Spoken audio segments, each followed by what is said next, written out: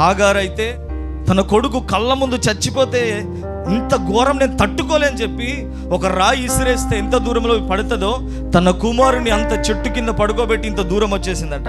ఏడుస్తుందట, అయ్యో నేను నమ్ముకొని వచ్చిన అబ్రహాము నన్ను విడిచిపెట్టాడు, అయ్యో నాకు సహాయం చేస్తుందేమో అనుకున్న నా యజమానురాలు నన్ను విడిచిపెట్టేసింది, అయ్యో నేను ఒంటరి దాన్ని అయిపోయాను, నా దేశము కాని దేశం వచ్చాను, నేను నా ప్రాంతం కాని ప్రాంతం వచ్చాను, దేవా ఏంటి నా పరిస్థితి, నా కుమారుని పరిస్థితి ఏమిటి అని అంటే దేవుడు హాగారు విషయంలో గగనము చీల్చుకొని ప్రత్యక్షమయ్యాడు.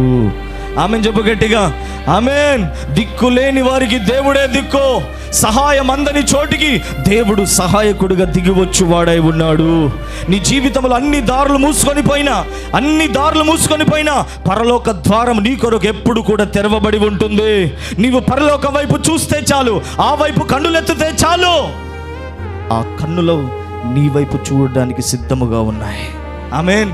అందుకే నేను అంటున్నాను దేవుని బిడ్డలారా, మనమందరం ఎల్లవేళలా దివారాత్రములు దేవుని సహాయం మీదనే మనం ఆధారపడుదుముగాక.